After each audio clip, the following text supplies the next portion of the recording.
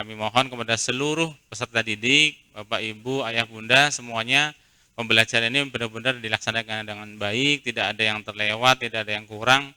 Pastikan putra-putrinya mengikuti semua pembelajaran dengan baik dan seluruh mata pelajaran. Kemudian berikutnya nanti masuk di akhir Desember, kita sudah masuk ke akhir semester. Nah, kita akan laksanakan penilaian akhir semester ini kurang lebih di pekan kedua bulan Desember 2021. Lalu kemudian selanjutnya adalah pembagian rapor di akhir semester ganjil ini kurang lebih di pekan ketiga bulan Desember 2021. Berikutnya tentu setelah pelaksanaan penilaian akhir, maka akan ada yang namanya libur akhir semester ganjil, khususnya di sini itu dari pekan keempat sampai pekan kelima bulan Desember 2021. Karena di bulan Desember ini kurang lebih ada 5 pekan kurang ya, tapi hitungannya ada 5 pekan. Nah, semua agenda tersebut memang masih dalam batas perkiraan dan rencana. Namun perkiraan dan rencana ini kami mengacu kepada kalender akademik yang telah ditetapkan oleh Dinas Pendidikan Provinsi DKI Jakarta. Berikutnya, kita juga terus selalu melaksanakan dan memberikan pengembangan bagi kompetensi seluruh peserta didik yang ada di SMK Dinamika Pembangunan 1 Jakarta. Nah, ada dua sisi di sini yang tentu supaya bertemu dalam satu titik optimasi. Yang pertama pasti dari sisi peserta didik, yang kedua nanti dari sisi pendidik dan juga dari sisi sekolah.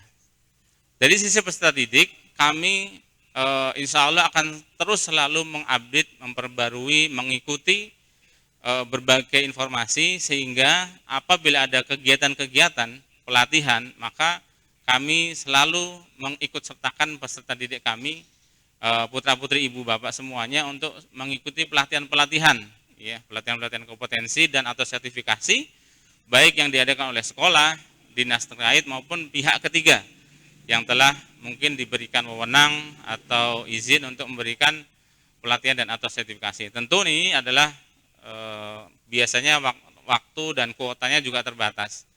Ya, berapa orang ya yang dicanangkan pada waktu itu. Nah, kemudian yang mungkin pernah dilaksanakan di SMK Dinamika Pembangunan 1 baik yang dari pemerintah maupun dari pihak swasta, itu diantaranya adalah yang pertama dari kedinasan, yaitu kita memiliki P2 KPTK yang ada di Duren Sawit Jakarta Timur. Ini adalah sertifikasi kompetensi untuk semua peserta didik dan semua jurusan. Dan bahkan juga mengikutkan pelatihan juga dari Bapak Ibu pendidik atau Bapak Ibu guru. Lalu kedua dari rekanan kita, kerjasama kita dengan PT Inti Ganda Perdana, yaitu kerjasama dari bidang vokasi, kelas vokasi khusus di teknik pemesinan. Kemudian yang ketiga adalah Mikrotik Academy. Mikrotik Academy adalah salah satu bidang sertifikasi yang internasional di bidang jaringan komputer, yang mana di sini yang sebagai instruktur terlisensi dari Latvia itu adalah Bapak Faizal Riza yang tadi sudah diperkenalkan kepada ibu bapak semuanya. Nah, berikutnya dari sisi sekolah atau dari sisi mungkin pendidik.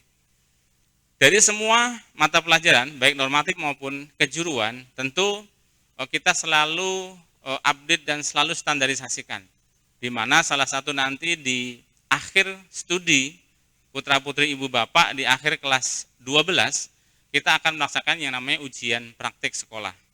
Nah, ujian praktik sekolah ini untuk yang pelajaran normatif adaptif sebelum masa pelaksanaan ujian, walaupun materi sudah pernah diberikan di kelas 10 dan kelas 11 dan untuk kelas 12, tetap kita lakukan persiapan dan pelatihan khusus supaya diharapkan nanti ada pada saat proses ujian mereka makin matang dan makin kompeten dalam pelajaran yang diujikan.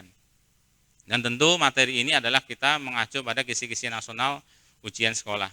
Lalu dari mata pelajaran yang bidang kejuruan, pengayaan materi ini sudah difokuskan pada materi-materi yang sesuai dengan kebutuhan uji kompetensi kejuruan atau disingkat dengan UKK. Dan ini juga sama di akhir studi kelas 12, dan uji kompetensi kejuruan ini kita laksanakan sudah berjalan hampir 4 tahun.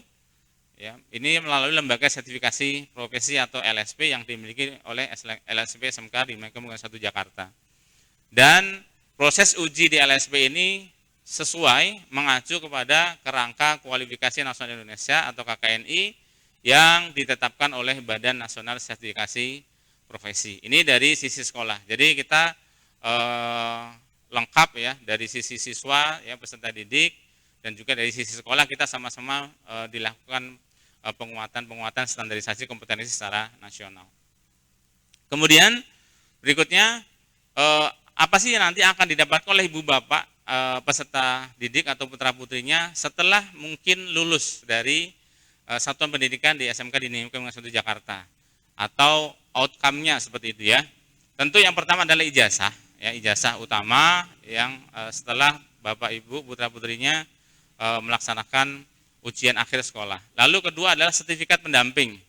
Sertifikat pendamping ini ada beberapa, diantaranya adalah sertifikat PKL yang telah melaksanakan PKL baik di kelas 11 dan atau mungkin di kelas 12. Lalu kemudian ada sertifikat kompetensi.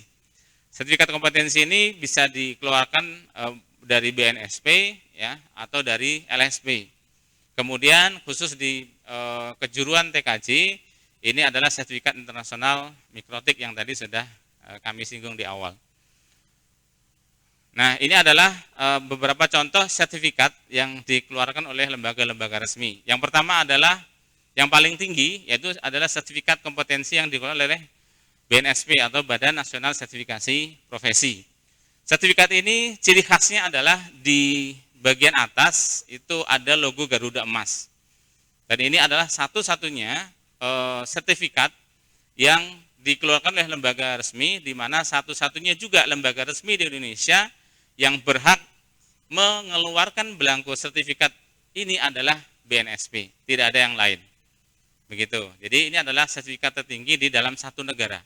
Dan ini berlaku secara nasional maupun internasional, khususnya di masyarakat ekonomi ASEAN atau di MEA. Gitu. Jadi apabila nanti putra putri ibu bapak mendapatkan sertifikat ini, dan insya Allah kami berupaya terus. Sementara ini yang baru bisa mendapatkan sertifikat ini adalah di jurusan TKJ, karena memang dari jumlah unit kompetensinya yang ada di sebelah kanan itu Bapak Ibu bisa lihat, ya anak-anak bisa lihat yang di depan lembar pertama itu adalah nama si peserta didiknya, lalu yang di bagian belakang nanti ada rincian unit kompetensinya. Nah, TKJ ini ada 13 unit kompetensi dan memang bisa kita laksanakan seluruhnya. Nah, setelah bisa melaksanakan ini baru mendapatkan sertifikat BNSP. Nah, untuk yang jurusan lain sementara masih dalam subbagian sehingga belum keseluruhan karena memang unit kompetensinya banyak. Yang paling banyak adalah jurusan TKR. Ini ada 40 unit kompetensi, ya, dan ini paling banyak dari seluruh jurusan. Dan tentu memang belum bisa kita laksanakan karena keterbatasan waktu dan lain-lain. Sehingga sertifikat yang dikeluarkan adalah yang berikutnya, satu step di bawahnya, yaitu adalah sertifikat yang dikeluarkan oleh Lembaga Sertifikasi Profesi atau LSP yang alhamdulillah telah kita miliki juga. Sertifikatnya hampir mirip, ya, hanya logonya memang berbeda. Logonya adalah menggunakan logo dari LSP. Dan hampir sama juga di bagian depannya ada nama siswa, jurusannya apa, lalu kemudian di bagian belakangnya ada juga rincian unit kompetensi dari beberapa. Dan ini contoh dari TKR ya, dari kendaraan ringan. Ini baru 2 bagian saja. Ya, sedangkan ada 7 bagian kalau mau mendapatkan sertifikat Garuda Emas tadi seperti yang tadi. Dan ini bukan kita tidak mampu Bapak Ibu, insya Allah kita untuk TKR dan seluruh jurusan insya Allah dari sarana prasarana itu sudah memenuhi, sudah standar, sudah siap sebenarnya.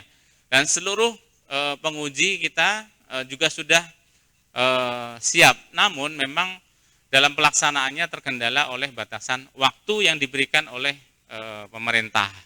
Nah, sehingga kita baru bisa melaksanakan sebagian saja. Kemudian yang ketiga adalah sertifikat pendamping yang lain khususnya di jurusan TKJ, walaupun ini tidak menutup kemungkinan di luar TKJ juga boleh. Ya, karena memang ini sertifikat ini adalah umum, bisa diikuti oleh siapa saja. Jadi misalkan nanti